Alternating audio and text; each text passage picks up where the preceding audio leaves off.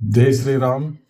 మిత్రులారా, ఈ మధ్య మీరు వినే ఉంటారు, ఇద్దరు ముఖ్యమంత్రులు ఏది మన భారతదేశం జనాభా పెంచాలి, మహిళలు ఎక్కువ మందిని కనాలి, ఇద్దరు కాదు ముగ్గురు నలుగురు ఇంకా అంతకన్నా ఎక్కువ కనాలి, అంటే ఎక్కువ సంతానాన్ని కంటూ ఉంటే పెంచుకుంటూ అంటే కుటుంబం భారం అంతా కూడా ఎవరు మోస్తారని వాళ్ళేం చెప్పలేదు. మేము రకరకాలుగా కూడా ఉచిత పథకాలు ఇస్తామని అంటున్నారు, కానీ అంటే ఒకరు కష్టపడి సంపాదించిన పన్నులను ఇంకొకరికి ఇస్తామని చెప్తారు, కానీ ఇట్లా కుటుంబ పోషణకు ఏదైనా ఆదాయ వనరులు పెరిగేందుకు ఏమైనా చేస్తున్నారంటే వీళ్ళు ఏం లేదు. కానీ జనాభాను పెంచండి, కుటుంబానికి భారమయ్యేంత జనాభాను పెంచండి అని రకరకాలుగా ఉద్బోధిస్తున్నారు. అసలు వాళ్లకు అవగాహన ఉందా జనాభా గురించి? అంటే నేను 1971లో చూశాను, 54 కోట్లు ఉండేది మన భారతదేశ జనాభా. తర్వాత 68 కోట్లు, 83 కోట్లు, 100 కోట్లు, ఇప్పుడు 140 కోట్లు పైగా చేరింది అనమాట. అంత జనాభా అంటే మీరు చూడండి, ఎక్కడ చూసినా కూడా విపరీతమైన రద్దీ. బస్టాండ్లో, రైల్వే స్టేషన్లో, సినిమా హాల్ దగ్గర ఇంకా విపరీతమైన రద్దీ ఉంది కదా. ఇంకా రద్దీ పెంచాలని జనాభాను పెంచండి పెంచండి పెంచండి అని అంటున్నారు. అంటే అసలు పెంచుతూ పోతే ఏమవుతుంది? అసలు మనకు ఉన్న వనరులు ఏమైనా పెంచగలమా? భూభాగాన్ని పెంచగలమా? అదే విషయాన్ని నేను ఈరోజు చెప్పదలుచుకున్నాను.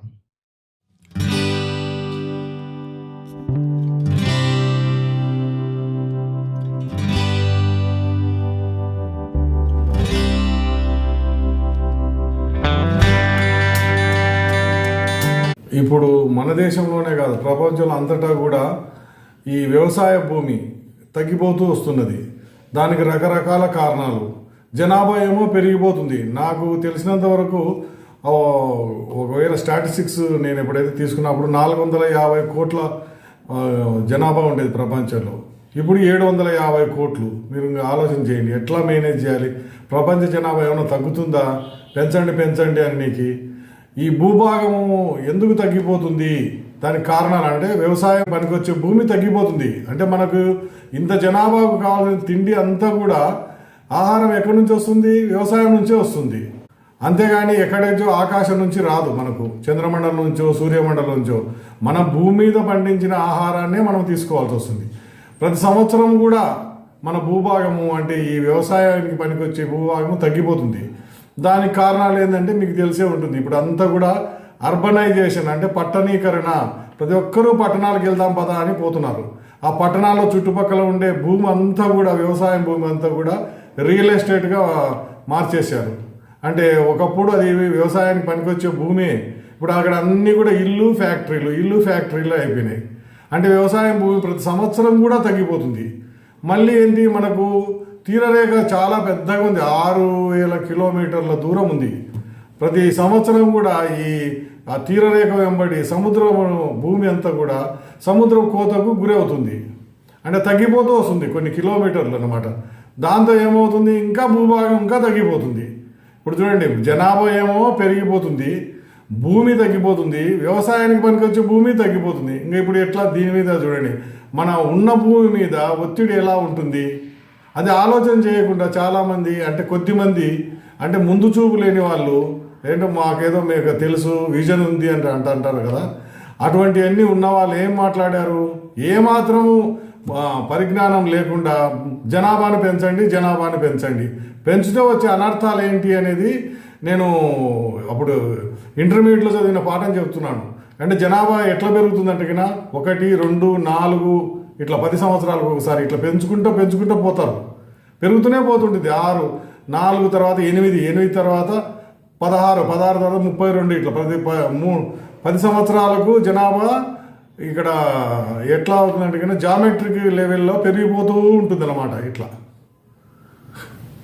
అప్పుడు ఏమవుతుంది, జనాభా పెరిగితే ఆహారం ఎట్లా పెరుగుతుంది? ఆహారాన్ని పెంచాలి, లేకుంటే హైబ్రిడ్ తిండి కూడా మనం ఎక్కువగా పండిస్తున్నాం కదా. తిండిని ఏ విధంగా పెంచుతున్నారు అంటే వ్యవసాయం మీద, అంటే కన్నా 1, 2, 3, 4, 5, 6 ఇట్లా 10 సంవత్సరాలకు పెరుగుతుంది. ఎవరు చెప్పినారు? ఇది మాల్థస్ అని ఆయన చెప్పాడు అన్నమాట జనాభా సిద్ధాంతాన్ని. ఆయన పేరు ఇప్పుడు కూడా జ్ఞాపకం ఎందుకు పెట్టుకున్నారంటే అది ఎప్పటికీ పనికి వస్తుందని.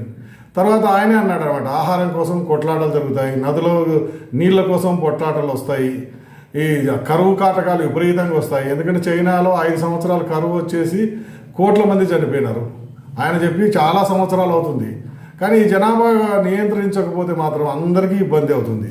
నీళ్లను మనం ఉన్న నీళ్లను పెంచలేరు, భూభాగాన్ని పెంచలేరు, ఆహారాన్ని పెంచలేరు, జనాభాను ఒక్కదాన్ని పెంచమంటున్నారు. అది ఏమన్నా తెలివి ఉన్న వాళ్ళు చేసే పనేనా? తెలివి ఉన్న వాళ్ళు చెప్పే పనేనా? ఆహారాన్ని పెంచాలి, వస్తువులు కనీస వస్తువులు పెంచాలి, జనాభాను తగ్గించాలని చెప్పాలి, కానీ జనాభాను పెంచమని చెప్తున్నారు. ఇది ఎంతవరకు తెలివైన నిర్ణయమో మీరే ఆలోచించండి.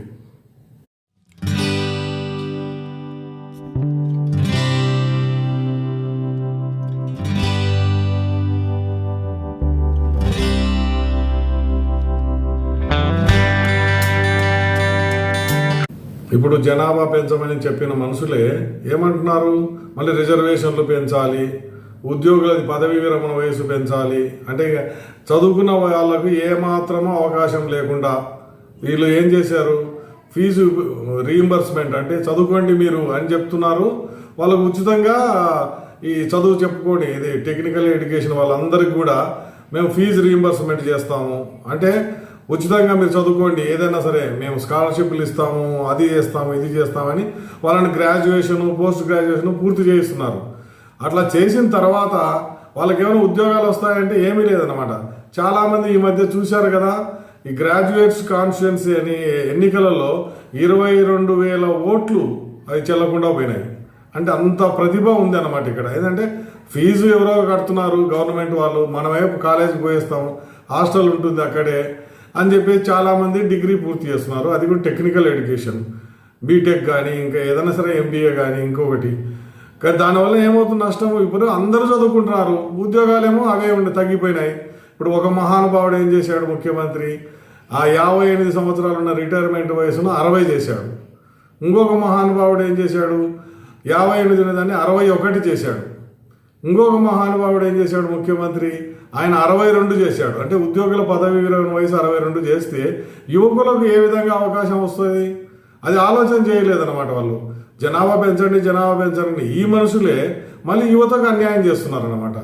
ఎక్కడ కూడా ఏది ఫ్యాక్టరీలు పెడతాము, మనము సొంతం ఏదైనా సంపాదించుకునే శక్తిని పెంచుతాం అనేది లేదన్నమాట.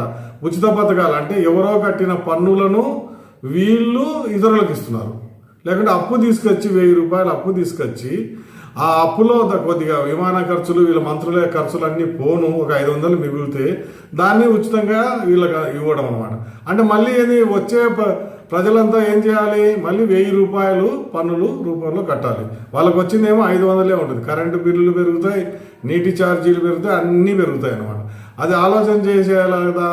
ఇంకా నీటి సమస్య ఇంకా విపరీతం ఉంది. ఇప్పుడు ఢిల్లీలో విపరీతమైన నీటి సమస్య, బెంగళూరులో నీటి సమస్య, హైదరాబాద్ చుట్టుపక్కల నీటి సమస్య, ఆదిలాబాద్లో నీటి సమస్య, చెన్నైలో నీటి సమస్య, అంటే తాగునీటి సమస్య.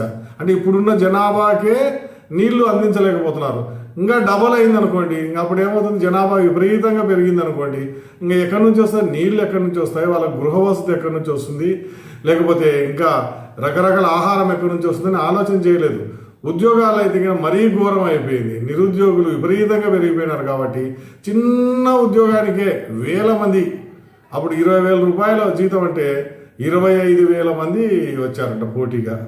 ఇంకా కెనడాలో అయితే మరీ ఘోరం, వాళ్ళు ఎక్కడో బట్లర్ ఉద్యోగమో లేకపోతే సర్వర్ ఉద్యోగమో, దానికి కూడా 1000 మంది భారతీయులు అక్కడికి పోయి ఇక్కడ అది ఉద్యోగం కోసం ప్రయత్నం చేశారంట. ఏంటిది అంటే ఇదే అన్నమాట కలికాలం. విపరీతమైన జనాభా పెంచండి అంటున్నారు, కానీ వాళ్ళు బతకనీకి ఏదైనా ఆధారం ఉందా అని ఎవరు చూపించడం లేదు. మీ చావు మీరు చావండి అని చెప్తున్నారు.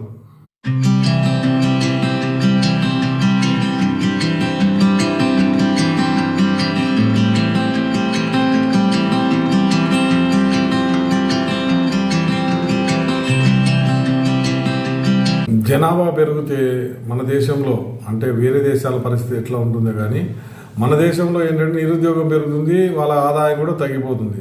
అంటే దాని అర్థం ఏంటంటే అందరూ కూడా బీదరికంగానే ఉంటారనమాట. ఇప్పుడే 10% మంది చాలా కడువు దుర్భరంగా ఉన్నారనమాట. అంటే అంత బీదతనంతో ఉంటారు. అంత బీదతనంతో ఉన్న వాళ్ళు మరి ఏ విధంగా వాళ్ళ ఆదాయాన్ని పెంచుకోగలరు, పిల్లలను ఏ విధంగా చదివించుకోగలరు? మళ్ళీ రిజర్వేషన్స్ అనేది ఒక అడ్డంకి ఉంది కదా. ప్రతి ఒక్క దానికి ఎస్సీ, ఎస్టీ, బీసీ, మైనారిటీ అంటారు. వాళ్ళే కాదు కదా మన దేశంలో ఉండే జనాభాలో మిగతా వాళ్ళు కూడా, ప్రజలు కూడా ఉన్నారు. అది ఆలోచన ఎప్పుడూ చేయరు అనమాట ఈ రాజకీయ నాయకులు. ఓట్ల కోసం ఎట్లా గిమ్మిక్కులు చేస్తారంటే అంతే అనమాట. జనాభా పెరిగింది అనుకోండి విపరీతంగా, ఇప్పుడున్న బీదతనంతో వాళ్ళకి ఎంతోమంది చాలా అసలు ఒక పూట కూడా భోజనం దొరకని వాళ్ళు ఉన్నారు. ఎవరైనా భోజనం ఉచితంగా పెడతారంటే పరిగెత్తిపోతారనమాట. చాలా పెద్ద క్యూ ఉంటుందన్నమాట. అంటే వాళ్ళు సంపాదించుకోలేక అవస్థ పడుతున్నారు. అంటే ఇప్పుడున్న పరిస్థితుల్లోనే ఇట్లా ఉంటే రాబోయే కాలంలో ఎట్లా ఉంటుంది? ఇప్పుడున్న 10% జనాభా దాని ఏమంటే దారిద్ర్య రేఖకు దిగువన ఉన్నారనమాట. అంటే వాళ్ళకు 2 పూట్ల కూడా అన్నం దొరకడం లేదు. అటువంటిది ఇప్పుడు వెనుజులా దేశం చూశారు, అప్పులు తీసుకొచ్చి విపరీతంగా ఏదో దాన ధర్మాలు చేసినట్టు. శ్రీలంక అంతే, బంగ్లాదేశ్ అంతే, తర్వాత పాకిస్తాన్ అంతే అనమాట. ఇట్లా ఒక రైలు పోయిందంటే కినా లక్షల మంది అక్కడ ఏదైనా రైల్లో కొద్దిగా ఒక అడుగు అన్నా పెట్టి మనం ప్రయాణం చేద్దామని. అదే పరిస్థితి మన దేశంలో కూడా ఉంది అన్నమాట చాలా ప్రదేశాల్లో. ఎందుకంటే ఇప్పుడు చూస్తున్నాం కదా, ఎక్కడెక్కడ జనాభా, కలకత్తాలో ఎంత విపరీతమైన జనాభా, ఢిల్లీలో విపరీతమైన జనాభా, ముంబైలో విపరీతమైన జనాభా. ఇక్కడ ఏంటంటే ఒక రైలు వచ్చిందంటే చెన్నైలో కానీ ఇట్లా ఈ మెట్రో నగరాల్లో అక్కడ ఏంటంటే వేలు లక్షల మంది అనమాట తోసుకుంటుంటారు ఒకరినొకరు. ఇప్పుడు మీరు చూడండి, ఎక్కడన్నా కూడా మెట్రో స్టేషన్లో ఒక స్టేషన్ రైలు ఆగిందంటే అక్కడ నుంచి వేల మంది తోసుకుంటూ దిగుతూనే ఉంటారు. రైల్వే స్టేషన్లు, బస్ స్టాండ్లు, తర్వాత హోటళ్లలో. ఇప్పుడు సినిమా హాల్లో చూసాం కదా ఎంత రష్ ఉంటుందో. ఇప్పుడు సినిమా హాలు తగ్గిపోతున్నాయి, జనాభా ఏమో పెరిగిపోయింది. దాంతో ఏమవుతుంది, ఏదైనా కొత్త సినిమా వచ్చిందంటే వేల మంది ఆ సినిమా హాల్లో నుంచి బయటికి రావాలి, మళ్ళీ లోపలికి వెళ్ళే వాళ్ళు కూడా వేల మంది. ఎట్లా ఉంటుంది? అదే తోసుకొని ఈ మధ్య చనిపోయినారు కదా, తెలిసే ఉంటుంది మీకు. ఈ పుష్ప సినిమాలో ఆ సినిమా కోసం అని వెళ్తే పాపం ప్రాణాలే పోగొట్టుకున్నారు.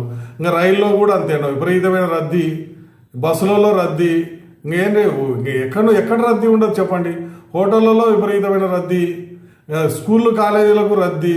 అంటే జనాభా పెరిగితే ఎంత నష్టం అవుతుందని మన వాళ్ళు ఎవరు ఆలోచన చేయకుండా జనాభా పెంచండి అంటున్నారు. జనాభా పెరిగితే ఎంత నష్టం. అసలు గృహ వసతి లేని వాళ్ళు ఎట్లా ఉంటారంటే చాలా చోట్ల, ఇప్పుడు నేను చూశాను కదా, తిరుపతిలో మీరు వెళ్ళి చూడండి ఎట్లా ఉంటారో. సందులు గొంతులు, మళ్ళీ ఇంకా గొంతులు, ఇట్లా ఊపిరాడని స్థలాల్లో కూడా ఉంటారనమాట. హైదరాబాద్ కూడా అంతే చాలా వరకు. అంటే జనాభా పెరిగితే మురికివాడలు పెరిగిపోతాయి. ఇప్పుడు ముంబైలో ఉన్న మురికివాడ ఒకటి ఉంది, ధారవి అని. తర్వాత చాలా చోట్ల అనమాట ఏషియాలోనే అది పెద్ద మురికివాడ. అవి ఎట్లుంటాయంటే మనుషులు ఒకరికొకరు రాసుకొని పోవాల్సి వస్తుంది అక్కడ తగులుకుంటూ.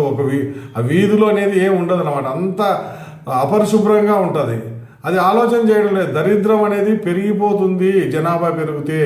ఉన్న వనరులు ఎక్కడ ఉన్నాయో అంతే ఉంటాయి. గనులు, ఫ్యాక్టరీలు, తర్వాత వ్యవసాయం భూమి తరిగిపోవడము, ఇవన్నీ జరుగుతున్నాయి కదా, అదే అనర్థాలు అన్నమాట.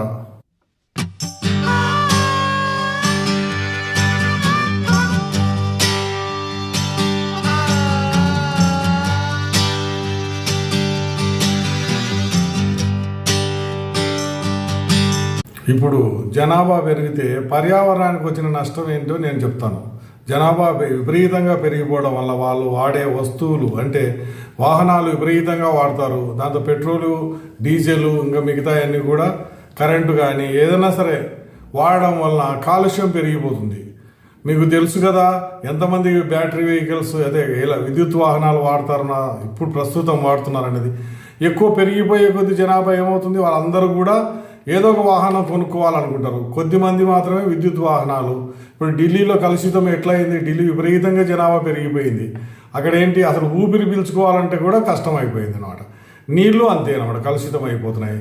ఇదంతా కూడా కారణం ఏంటంటే జనాభా విపరీతంగా పెరిగిపోవడం. జనాభా విపరీతంగా పెరిగిపోతే తిండి సమస్య, నీటి సమస్య, ఇవన్నీ వచ్చేయడం కాకుండా పర్యావరణం విపరీతంగా నాశనం అవుతుంది అన్నమాట. చాలామంది ఏంటంటే బయోడిగ్రేడబుల్ కాకుండా ఈ ప్లాస్టిక్ ప్లేట్లు, ప్లాస్టిక్ గ్లాసులు, ప్లాస్టిక్ సీసాలు, ఇంకా ఎన్నో రకాలన్నమాట, ఇవన్నీ కూడా వాడతారు. ప్లాస్టిక్ సంచులు ఇంకా తెలుసు కదా, రోజు కూడా కోట్లు తీసుకోవడము, దాంట్లో చెత్త నింపి బయట వేసేయడం. డ్రైనేజీలు కానీ, లేకుంటే మంచినీటి సరస్సులో ఇవి విగ్రహాలు కూడా మీరు చూస్తున్నారు కదా, ప్లాస్టర్ ఆఫ్ ప్యారిస్ విగ్రహాలు చాలా చోట్ల అంతే అన్నమాట. మట్టి విగ్రహాలు కొద్ది మందే. ఇప్పుడు ఏం చేస్తే ఆ విగ్రహాలన్నీ తీసుకుపోయి మంచినీటి సరస్సులో కానీ, లేకపోతే నదులలో కానీ వేస్తారు. అక్కడ నీళ్ళన్నీ కూడా కలుషితం అయిపోతాయి. అక్కడ ఉండే జీవరాశులన్నీ కూడా చనిపోతాయి. ఇప్పుడు అది ఒక్కటి కాదు, ఇప్పుడు జనాభా పెరుగుతున్న ఫ్యాక్టరీలు విపరీతంగా పెరగాలి, వాళ్ళకంతా దుస్తులు కావాలి కదా, అందుకని ఫ్యాక్టరీలు కూడా పెంచాల్సి వస్తుంది. వాళ్ళ కనీస వస్తువుల కోసం. ఇల్లు ఎక్కువ కావాలంటే సిమెంట్ ఫ్యాక్టరీలు కావాల్సి వస్తుంది. తర్వాత ఇటుకల బట్టీలు. భూమి ముందే తగ్గిపోతుందని చెప్పాం కదా, ఇంకా తగ్గిపోతుంది. వచ్చే కొద్ది రేషియో ఎలా ఉంటుందంటే, ఇప్పుడు జనాభా పెరిగిపోయిందంటే ఈ సంవత్సరం ఉన్న దానికన్నా వచ్చే సంవత్సరం భూమి ఇంకా తగ్గిపోతుంది. ఆహార సమస్య ఖచ్చితంగా వస్తుంది. నిరుద్యోగ సమస్యతో పాటు మనకు ఈ క్రూరత్వం అనేది, అంటే ఒకరికొకరు ఉద్యోగాలు సంపాదించుకుంటే పోటీ ఎక్కువైపోయి చెడు పనులు కూడా చేసేస్తారు. ఇప్పుడు నేను ఇంతకుముందు వీడియోలోనే చెప్పాను, అందరికీ ఉద్యోగాలు ఉంటే కూకట్పల్లిలో మహిళలు కానీ అమ్మాయిలు కానీ ఈ చెడ్డ పనులు ఎందుకు చేయాల్సి వస్తుంది? రాదు. ఎందుకంటే ఉద్యోగాలు లేకుండా 3 సంవత్సరాలు పదవీ విరమణ వయసు పెంచడం వలన చాలామందికి ఉద్యోగాలు రాలేదు. అందుకని వాళ్ళు ఏం చేశారు, చెడుదారులకు పోవాల్సి వచ్చింది. మనం అది ఆలోచన చేయాలి. జనాభా పెరుగుతూనే నిరుద్యోగ సమస్యతో పాటు ఇటువంటి అన్ని సమస్యలు వచ్చేస్తాయి. ఇప్పుడు వెనిజులాలో అదే జరుగుతుంది. ఆ దేశం మహిళలంతా కదా అదొక్క పనే చేస్తున్నారు, మిగతా పనులన్నీ చేయకుండా ఆదాయం వనరులలో అదొకటి అనుకుంటున్నారు. కానీ ఎక్కడుండే వేరే పని చేద్దామంటే ఎక్కడ ఉండదన్నమాట. ఉచిత పథకాల ద్వారా డబ్బులన్నీ వృధాగా ఖర్చు పెట్టేస్తారు. ఒక రాష్ట్ర ప్రభుత్వానికి 8 లక్షల కోట్లు ఉంటే ఇంకొక రాష్ట్ర ప్రభుత్వానికి 10 లక్షల కోట్ల అప్పు, అట్లా 20 లక్షల కోట్ల అప్పు. అసలు వడ్డీకే కట్టనీకే ఈ పన్నులన్నీ కూడా సరిపోతాయి. వీళ్ళన్నీ ముందు చూపు లేకపోవడం వల్ల మళ్ళీ మేమే గెలవాలి అనే దురుద్దేశంతో అన్ని ఉచిత పథకాలు విపరీతంగా పెడితే ఏమవుతుందంటే కన్నా అందరి ఆదాయం కూడా తగ్గిపోతుంది. ఏదో కొద్ది మందికి ఆదాయం పెంచుతున్నాం అనుకుంటున్నాం కదా, ప్రజలందరి ఆదాయం కలిపితే కన్నా పన్నులు విపరీతంగా కడుతుంటారు. వాళ్ళకు వచ్చే రాబడి మాత్రం చాలా తగ్గిపోతుంది.